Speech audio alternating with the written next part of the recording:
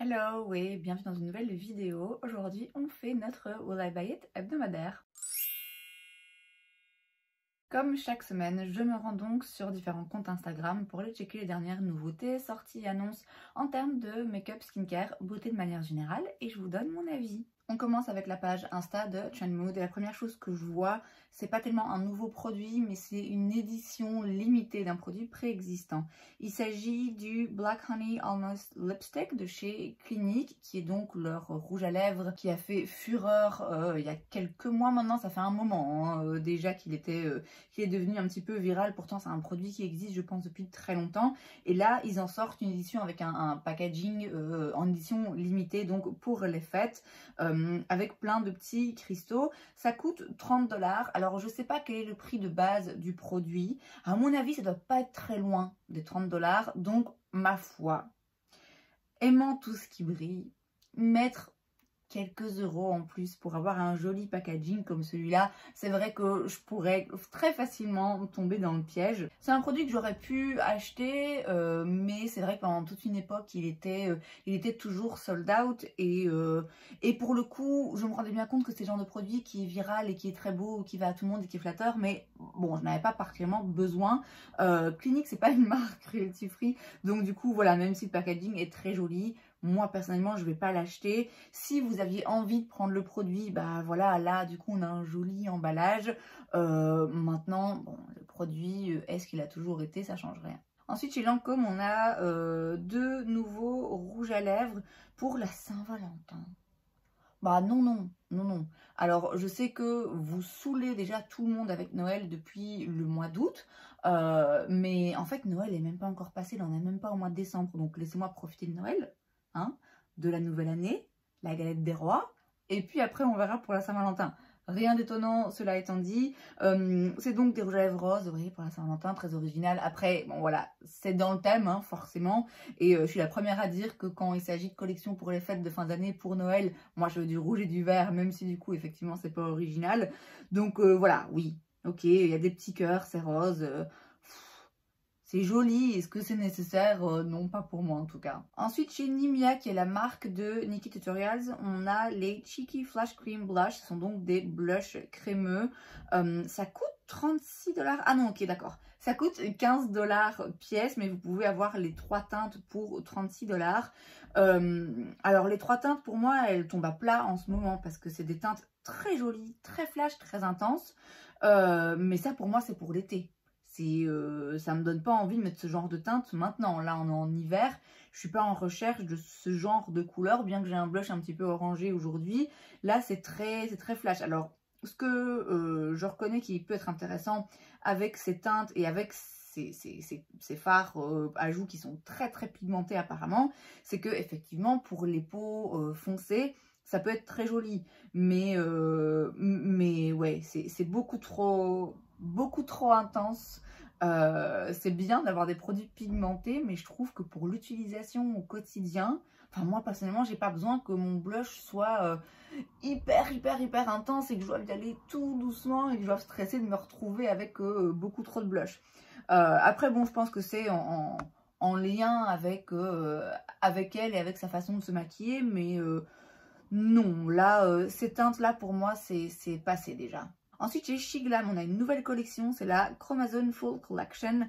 Alors, on a tout d'abord des petits gels multichrome pour 6,99 $ qui ont l'air absolument splendides. C'est des petits flakes, vous voyez, dans une texture un petit peu gel. Ça me fait assez penser à un produit de Danessa Myricks que j'ai et que je trouve aussi très beau. Donc ça, j'ai très envie de le tester.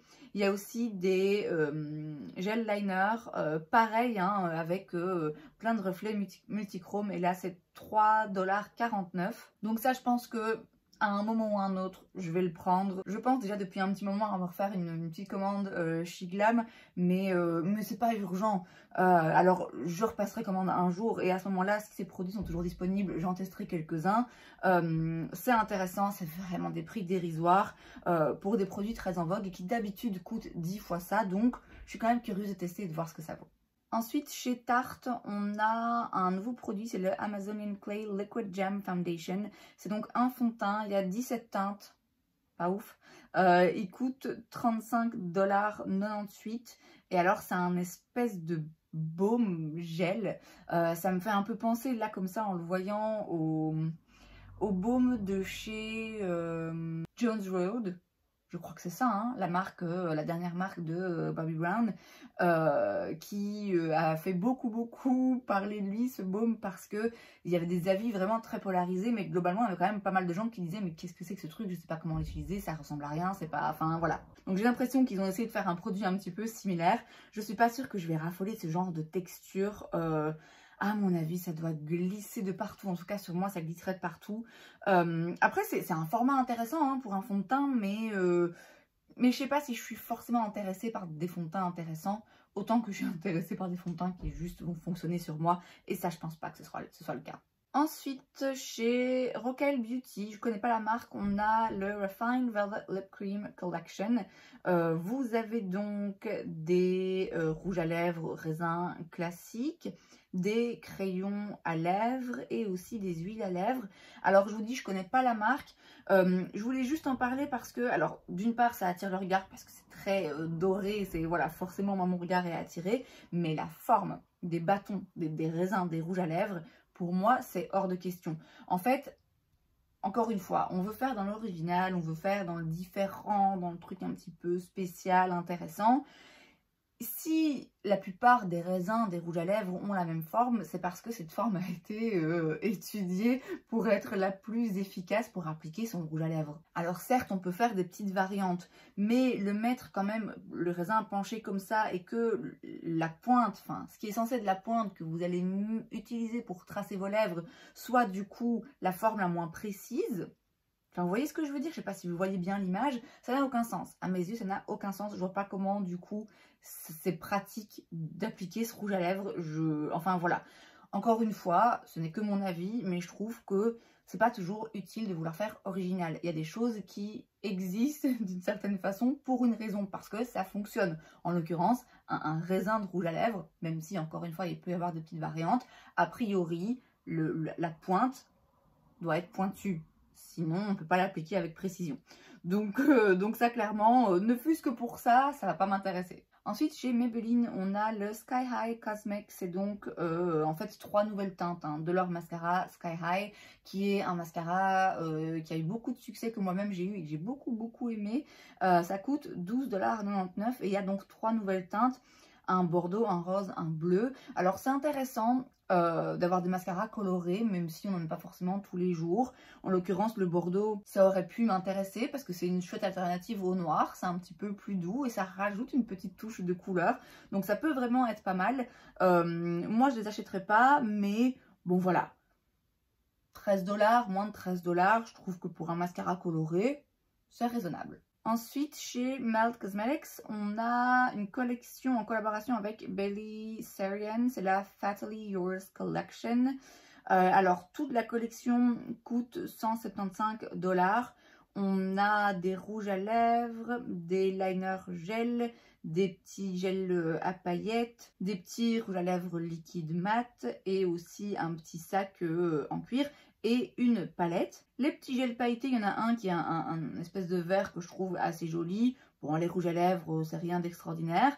La palette a une harmonie de couleurs qui est sympa, mais si je vois bien, c'est que des formats, donc c'est vrai que moi, ça m'intéresse moins. Je suis contente de voir Melt sortir une nouvelle collection, parce que ça fait longtemps, il me semble qu'ils n'ont pas fait de palette, ou en tout cas de palettes que j'ai trouvées intéressantes. Et c'est vrai que la palette, en l'occurrence, voilà, c'est une harmonie de couleurs qui change un peu, qui est intéressante, tout en restant vraiment dans leur genre d'harmonie de couleurs. C'est différent de ce qu'on a l'habitude de voir en ce moment, et en même temps, ça ressemble à ce qu'ils ont l'habitude de faire, donc c'est voilà, tout est bien en lien, tout est bien cohérent. Bailey Sarian, c'est une youtubeuse qui se maquille en racontant des histoires true crimes, donc des histoires de meurtres non résolus ou résolus, j'en sais rien. Personnellement, alors chacun fait ce qu'il veut, chacun a les hobbies qu'il souhaite avoir, mais personnellement, je sais pas si je trouve ça pas un peu malsain quand même de raconter les histoires de gens qui sont morts, de familles qui ont perdu des êtres chers en se maquillant et du coup de gagner sa vie comme ça. Moi perso, je trouve ça un peu spécial. Voilà, c'est tout ce que j'aurais à dire. Donc voilà, moi je la connais de nom, mais c'est vrai que je regarde pas ce genre de vidéos personnellement. Et puis voilà, après la collection en elle-même, oui, il n'y a rien là particulièrement qui m'intéresse, mais c'est pas moche non plus. Hein. Ensuite, on passe sur la page Insta de Point Click Vibes et j'ai tout d'abord la Dreamer Collection chez Unearthly Cosmetics. On a donc des produits pour les lèvres, une palette d'highlighter et aussi une palette de fard à paupières. L'harmonie de couleur est jolie, c'est cohérent. Bon, c'est rien de particulièrement neuf et c'est rien qui m'intéresse particulièrement non plus. J'ai déjà entendu parler de la marque, je suis un peu curieuse, mais pas plus que ça et c'est pas cette palette que j'aurais envie de tester. Ensuite, chez Maybelline, on a un nouveau produit, c'est le Build a Brow. Ça coûte 12 $. Il y a 6 teintes. Et ça en 2 en 1, où d'un côté, vous avez un liner pour sourcils et de l'autre, un petit gel à sourcils transparent. Ça, c'est vraiment pas mal. Alors, de nouveau, c'est pas un produit que je vais acheter parce qu'encore une fois, c'est pas cruelty free.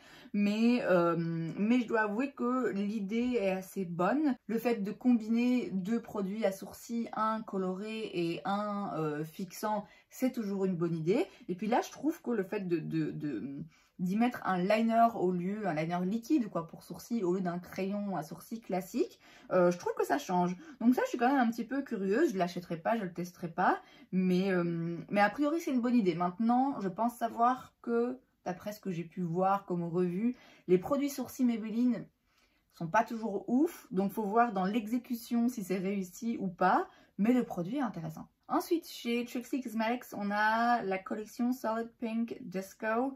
Il y a un petit peu de tout, il y a des produits pour les lèvres, il y a des sticks d'highlighter, ouais, il y a des petites palettes pour les yeux, une qui est très très très rose, mais alors vraiment c'est du rose, et l'autre qui est plutôt dans les tons gris, noir, froid.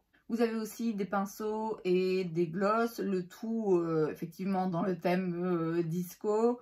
Bon, c'est mignon, après c'est rien moi qui m'intéresse là particulièrement.